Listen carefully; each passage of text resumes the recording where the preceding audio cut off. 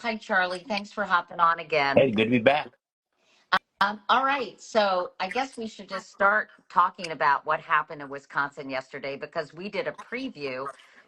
Someone said we live in Wisconsin and we understood the assignment. So can you just give us basically a synopsis of what happened, what you saw, and what the results mean? Well, it was, look, in Wisconsin, every race is close, right? Most of the races are decided by about 20,000 votes. I think Donald Trump had his smallest margin in Wisconsin in 2024.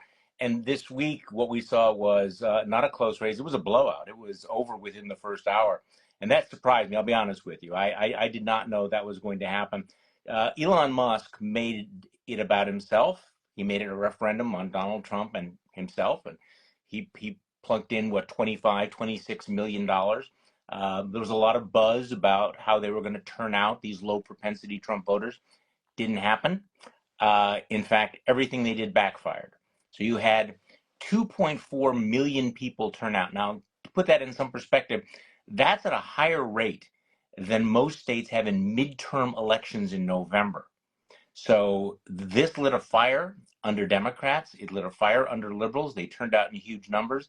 And Susan Crawford beat Brad Schimmel by 10 points or maybe more, which is kind of stunning given how closely divided Wisconsin is. Was there anything interesting that you noted about rural versus urban or the demographic outcomes that you can share with us, Charlie?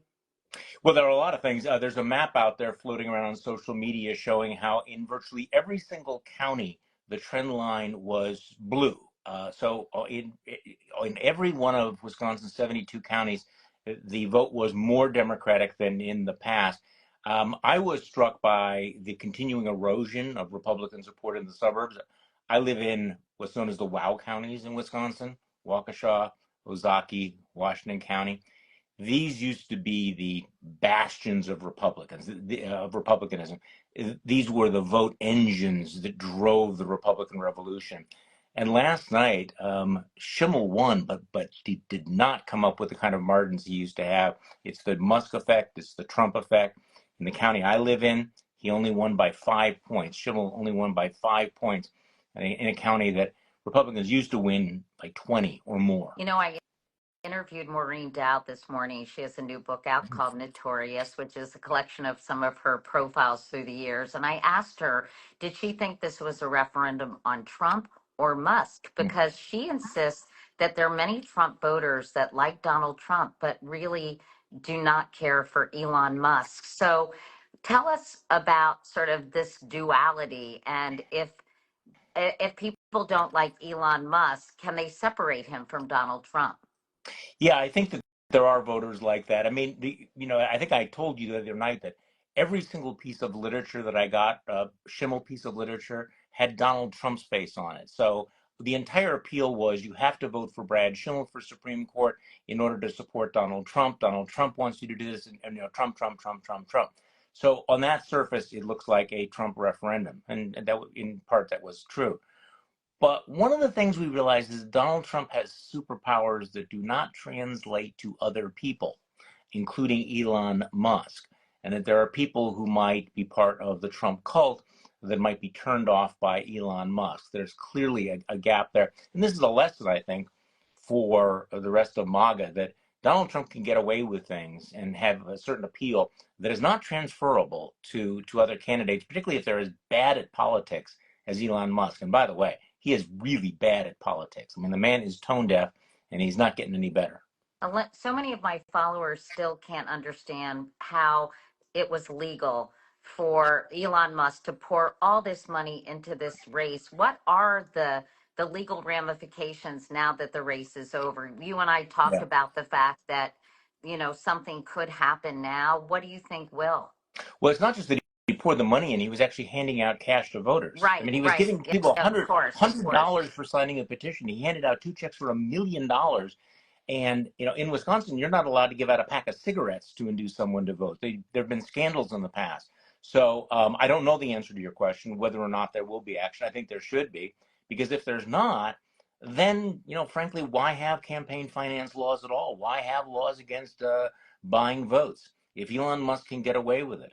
But we've seen this in the past, how sometimes the system treats the super rich as if they are, in fact, in a different legal universe. So, what will this mean for Elon Musk? I understand that Trump is quietly telling. Sorry, my friend's dog is here. Oh, is oh. qui- is Yeah. quietly telling his inner circle that Musk is going to take a lesser role. What can you tell us about that, Charlie?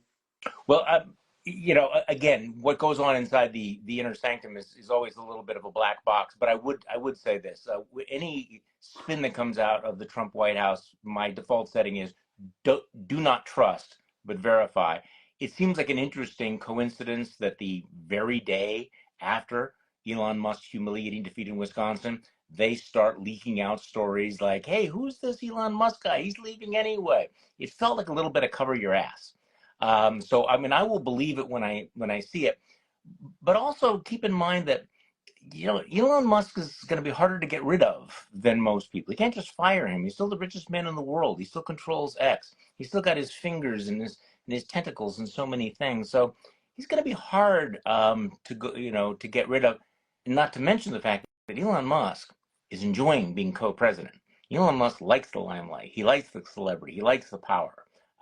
He's not shy. So I don't know how that's going to play out, but I thought it was very, very interesting. We speculated, or I was speculating late last night, that this defeat was so embarrassing that it would lead jittery Republicans in Congress and in the White House to say maybe now's the time to cut Elon loose. I mean, he's a boat anchor. He's an anvil, not a buoy, and he doesn't float. And then, of course, we almost immediately get this sort of, who is this guy? I barely know Elon Musk. So we'll see how it plays out. Yeah, what about the results in Florida? Republicans won, Yes. but Democrats cut into their advantage significantly, right? Yes. Right. And I mean, you're talking about districts that Republicans won with 37 points, and they won them in the teens. So they won, but if the trend line is that Democrats are overperforming by 9 or 10 points, if play that out across the country, that's a blowout in the midterm elections. I mean, you're talking about 20, 30, 40 seats. And so that's why they're nervous about it. And of course, every single vulnerable congressman and senator, has been watching all of this, seeing how it plays out, worrying about what's going to happen next with the economy, with the stock market. What is Elon Musk going to cut? I mean, this election, the timing is important on this election. I mean, this took place amidst all the reports of the attacks on Social Security, with all the cuts from the Department of Health and Human Services a week after Signalgate, as the markets begin to get very, very nervous about the tariffs that were just announced. So this does feel as an early warning to Republicans all around the country, because again, they don't need to. Again, Democrats didn't need to win those Florida Senate seats. What they needed to do is to show that they were, that the trend line was as dramatic as it was. Do you think this is going to change policy at all for the administration or for Republicans on Capitol Hill? You say it's a warning, but do you think they'll feel more comfortable defecting from Donald Trump and some of his policies? Maybe that's an interesting question. It won't change Trump's approach to anything. I mean, obviously, he's not going to be dissuaded. Although he kind of freaked out a few years ago when a pro-choice candidate won in a landslide in Wisconsin. He kind of backed off the abortion issue, tried to downplay it. So it does show that he pays attention to this. But keep in mind that we're living in a world in which everyone seems to think that Donald Trump's power is unlimited. I mean, you have, all these law firms who are bending the knee and everything. But the reality is he only won by a very small margin. And he only has a very, very small margin in Congress. Only a handful of votes in the House of Representatives. Only a handful of votes in the Senate. And if even a small number of Republicans get nervous and say, yeah, I'm not going to vote for these massive spending cuts. I'm not going to vote for this reconciliation bill. I'm not going to vote to, cut taxes on billionaires while I'm slashing Granny's Medicare. then suddenly Donald Trump doesn't look so invincible anymore. It doesn't look so so powerful anymore. And keep in mind that he's got a clock running. He's in theory a lame duck president, and by the end of this year, we're going into the midterm cycle. I have to quickly ask you about Yeah, tariffs because this yeah, was this big day for tariffs. yeah. President Trump announced this afternoon his most expansive tariffs to date, establishing a universal baseline 10% tariff on U.S. imports and additional rates on dozens of other countries, 20% for the EU, 34% for China, 26% for India, 24% for Japan. It's being reported that these new rates were much higher than Right. what many economists and policymakers were expecting. So, what are you hearing about these tariffs? And again, right before we hopped on, news broke that 4 Republican senators, and we've been hearing Yeah. rumblings about this. Rand Paul, Susan Collins, Lisa Murkowski, and Mitch McConnell helped Democrats pass a resolution today that would effectively repeal President Trump's tariffs on Canada. So it was offered by Tim Kaine Mm-hmm. from my home state of Virginia, and it would repeal the emergency declaration that allowed Trump to place tariffs on Canada. So I wanted to give that to everybody in the way of background. So this tariff thing is not, it seems, going to turn out very well for Donald Trump, or am I wrong about that? Well, I would urge listeners and viewers to go and Google Smoot-Hawley. One of the last times this country decided that it was going to impose massive tariffs and set off a trade war. That was during the Great Depression, and it was an economic and a political disaster. So again, Smoot-Hawley. I think people were shocked. You said, what's the reaction? I mean, I'm seeing the word shocked over and over again. The Israelis are shocked that they were hit with a big tariff. In fact, virtually everyone in the world was hit with a Trump tariff except Russia. It just but I put a line under that. The only country. But also Cuba, Belarus, and North Korea. Yeah, I haven't gone through all the notes, but boy, that's interesting. I mean, in terms of economic impact, it's minimal. But these are huge taxes, and again, people need to understand that you just had a Republican president unilaterally raise taxes by trillions of dollars without any congressional action. Now he has the power to do that because Congress has surrendered it. But I am old enough to remember, Katie, when Republicans were against the idea of massive tax increases paid for by consumers. Yeah, and didn't Ronald Reagan uh, uh, speak very enthusiastically against tariffs? Almost every Republican after McKinley spoke against tariffs, spoke in favor of free markets. I mean, for people who think that this is just a continuation, to say that this is a departure is putting it mildly. I mean, it used to be that conservatives understood that the world economy is so complex that you don't want to have the government picking winners and losers and interfering. And here's Donald Trump, who's had this fetish for tariffs for decades. I don't think he understands all the things he's breaking. I don't think he understands how complicated international trade is right now, or how supply chains move, how goods and services move back and forth across the border. So the markets are looking at this, and I think there's been a lot of denial. A lot of business people probably told me, oh, don't worry about it. He's not actually going to do it. This is just a negotiating ploy. And right now they're absorbing the reality that they have to take Donald Trump seriously and literally, but to the heart of your questions, nobody knows all of the implications of this downstream. What it means for consumers. It's going to mean higher prices. What it's going to mean for the markets, we don't know. No one knows, but I think it's unlikely to be good. In fact, And so, if we're plunged into a recession, that's what I this was going to say. yeah. Great segue, Charlie, because one of my followers says, will these tariffs lead us into another depression or recession like 2008?